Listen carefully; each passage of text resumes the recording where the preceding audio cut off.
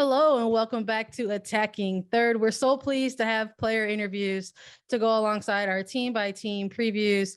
And we now have a special interview segment with North Carolina Courage goalkeeper Casey Murphy, who's also called up currently to the United States Women's National Team She Believes Cup roster. It's your first time on the show, so welcome to Attacking Third, Casey. Thanks for having me. No problem. It's the start of the 2022 NWSL preseason. There's a Challenge Cup schedule that's been released. It's official. There's games on a calendar now. So just a simple question to kick things off. How are you doing? How are you feeling with everything going on and going from off season into preseason here?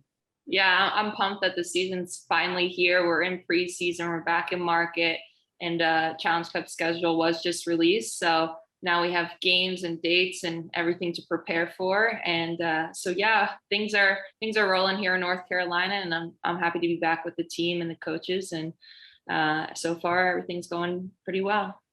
Game dates are on the calendar. I know I have a few circled, but for the offseason, February 1st was circled for me. I'm sure for you as players as well. That was when preseason started for the 2022 season. So now you've had a few days after that February 1st mark, a few days with the team, back in market, as you mentioned. How was the first week? How did it go? Do you report on February 1st? When did you actually hit the field? Kind of walk us through what the beginning of preseason looks like.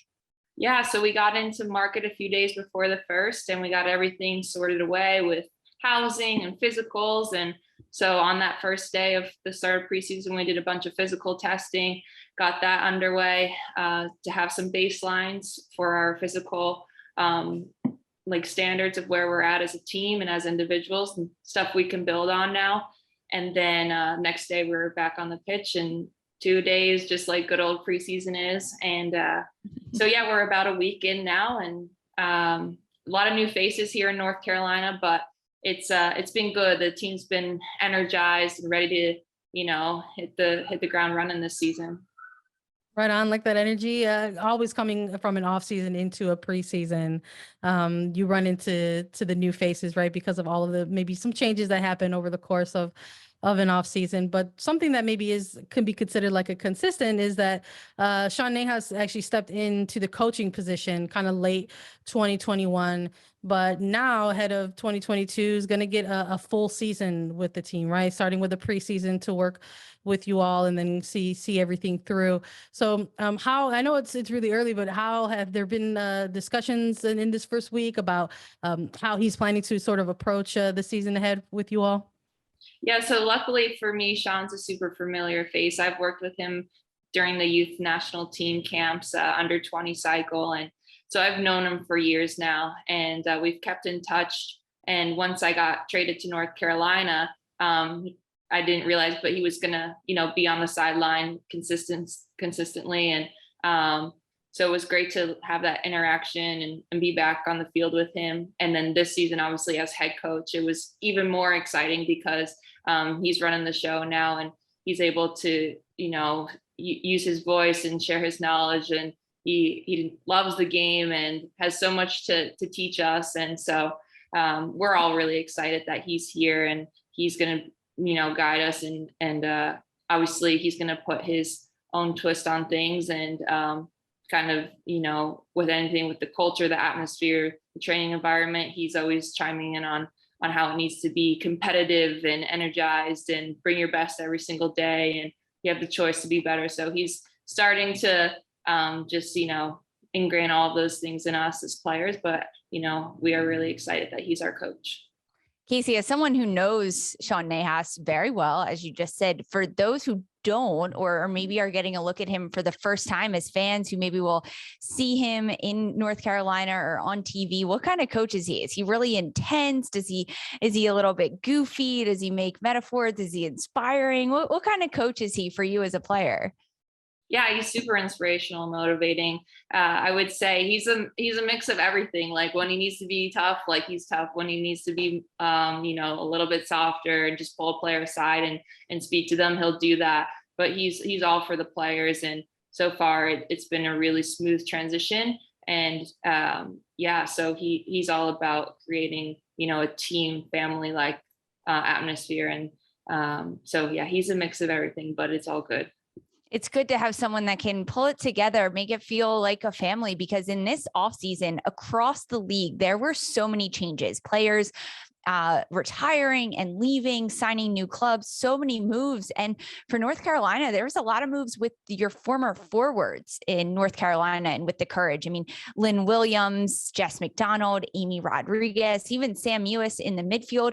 So for you now with this new team, without some of those faces that I just listed, as a goalkeeper for you in this first week, getting on the field, is there anyone that's been giving you trouble as a goalkeeper in goal? Maybe some tricky shots on you, some new looks that you're not used to?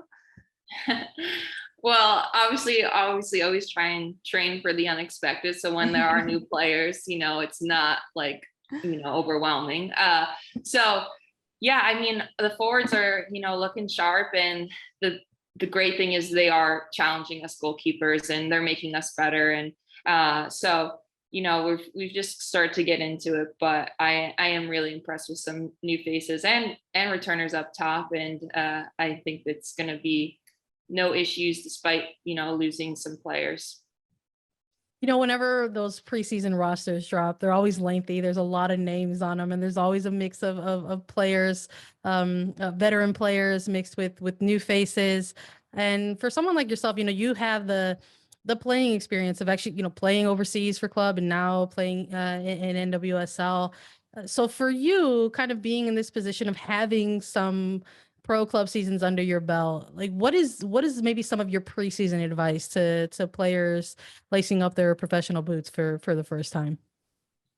I would say just try and raise the standard of your group, of your team, and just bringing it every single day. I think a big piece of it is just being able to be coached and to want to improve and have goals going in that you want to focus on for yourself and how you can be better for the team ultimately. I think the other big piece of it is staying healthy and staying on the field. For me, that's something that I've always really bought into, is like, I'm going to get better if I'm playing on the field. So what do I need to do off the field to make sure that I'm ready for practice every single day? I think those are the two biggest things as you become a pro that you really start to learn, and you start to realize that those are game changers. Those would get you to the top level. What about when you look at this season? I mean, last year's 2021 season was long. It was a long season. This year, it's a little bit shorter, a little bit more manageable. Now, even with the Challenge Cup schedule out, is there anything with the travel and the game management, knowing how long of a season is, knowing that you can get into preseason? Is there a different take that you're looking at as you head into this season for your own management? Yeah, I mean, I feel like I have a solid foundation and routines that I follow for myself and that I know work for me. And I think every player has to figure out what works best for them and how they recover best and how they are able to, not burn out and mentally stay in it.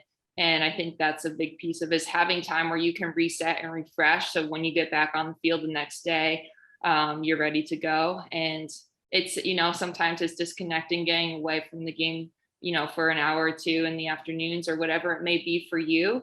But yeah, so I've started to figure out more and more each season what those outlets are for me. And then obviously, I love being in season. I don't ever want the season to end. So it's not so much an issue for me. But yeah, there's definitely, things that I have to do to make sure I'm managing myself physically and mentally, emotionally. So I'm ready to go. Casey, I mean, it's good to hear, and it's good to say that we love what we do. We love our jobs, right? Yes. Do what you love what you do. We're very fortunate, you as a player, us as media, to cover it. And one of the things we've been really pumped about covering over the last week or so is the CBA, the first ever CBA in NWSL league history. It's historic for women's soccer, especially in the NWSL. And we've talked with different players about this and what it means. And we've talked with former players about this. We at Attacking Third, we've been celebrating the CBA since it was announced, but you as a player that get to almost reap the benefits of the CBA and the different changes that are now put into place to protect and support players like you. I mean, what are your thoughts on this CBA? Are you hype about it? Is there a certain point you're really excited about, or just overall, like, this is so good for the league and for women's soccer? Yeah, like you said, overall, it is so great for us and history was made. And there's so many people to thank, the time that they put in to make this happen. I can't even begin to imagine like how much work they've put in. So yeah, it's so amazing. And I'm so grateful for, everything that has been done by the people to make this happen. So yeah, it's a really big step and it's a really exciting step for us. We mentioned how it was a really long season, and that kind of meant in 2021 the off season was a little bit shorter in that aspect. But during your off season, you were kept pretty pretty busy. You spent some time with the United States Women's National Team. Got some starts in Australia for the national team. Spent some time in January camps, and now we're looking ahead to the She Believes Cup. So having had all this involvement leading up to preseason for NWSL. How has it been sort of transitioning in and out of these training environments, whether it's in NWSL or within United States Women's National Team camps? Yeah, I mean, it's always so amazing to start off the year with the national team in January camp. And that was great preparation going into preseason with the courage. And yeah, looking forward to She Believes because we finally get matches going in this new year. And then right back from there, we start up the Challenge Cup. So everything is going and it's going to go quick. And so definitely that off-season preparation is going to come up big now that, we are underway and there's no stopping now. Going from the United States Women's National Team and training camps and even playing in games with the US Women's National Team to switching back to the Courage and your club team, is there an adjustment at all at going from one team to the next and training with them? Yeah, when you're on a team, you start to learn different players and their strengths, some things that maybe they're not as good at, some how they like to be talked to or how you can communicate with them better. And so you have to learn all these different players and their personalities. And I think that's the difference is, the more time you get to spend with your teammates, the more you can help them on and off the field. So I think that's the transition is just as far as the soccer piece of it, I think, I've been playing soccer my whole life, as long as I can remember. So that is a little bit quicker, like film sessions, questions I can ask, like I can get on board with that, pretty quickly, but it's getting to know the players, especially the new players that takes some time. And I make it a goal every day to, try and learn something new about one of my teammates. So I think that's the biggest piece of it for me. That's the transition is just from team to team. How can I help, serve the players on whatever team it is better? Casey, you just named one of them, a goal, getting to know the players that you're playing with on the pitch every single day. But looking ahead specifically to the 2022 year, whether it's with the national team or with North Carolina Courage in the NWSL, what are some personal goals that you have for yourself on the field?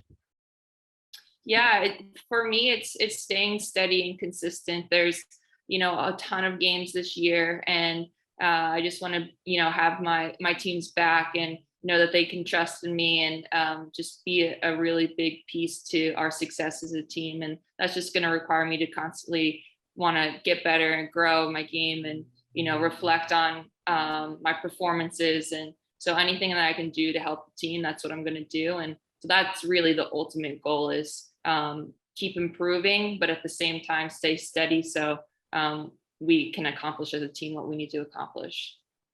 I love that. Whenever we have a guest on our show, Casey, we always like to maybe close out the interviews with like a little bit of fun. So with the preseason interviews that we're doing, there's been a lot of discussion about getting back into like routine and stuff like that. So for you, I'm going to ask, like, as part of your routine, we hear a lot about the infamous, post or pre-coffee that comes into play. Are you a big coffee drinker? And if so, what's your coffee order? I am a coffee drinker. I usually go with the just plain black coffee, nothing special. Nice. Wow, that is a first, I think, for Attacking Third. I don't think we've had someone come on and say, "Hey, I'm the black coffee." So Yeah, I'm the weirdo here. No, No, not a it's weirdo. I drink my coffee black at home every single day, but I will say sometimes when I go to a coffee shop or if I'm out at a restaurant, I ask for a little something special, even if it's just like an oat milk latte. Do you ever treat yourself? Is there ever like a go-to treat that you get when you're out? You know, for me, it's really a decision between hot and cold. It's not really the, you know, the plant milks or the I love that. syrups or whatever. So I guess it's either a cold brew or Americano. No, I love that. I listen. Like that. Folks who drink just black coffee are built different, and I love that our first black coffee answer was from a goalkeeper. It just makes perfect sense because goalkeepers are absolutely built different. I love it so much. Thank you so much for joining us, Casey Murphy. We always like to thank our listeners for joining us. So I want to thank all of those listening on podcasts or Apple Podcasts, Spotify, or watching on YouTube for joining us today. Once again, thank you for joining us, Casey. Good luck in 2022. Everyone, you can follow us on Twitter at Attacking Third. We're on Apple Podcasts, Spotify, Stitcher, anywhere you listen to your podcast shows. You can leave us a 5-star review on Spotify. And if you have any questions for us, leave us a 5-star review on Apple Podcasts with a question, and Lisa and I will answer it during our mailbag segment. We're also available as video. Subscribe to us on YouTube. Visit youtube.com/Attacking Third. And we'll be back on Friday with even more team previews. For Sandra, Herrera, Lisa Roman, and Casey Murphy, this was Attacking Third.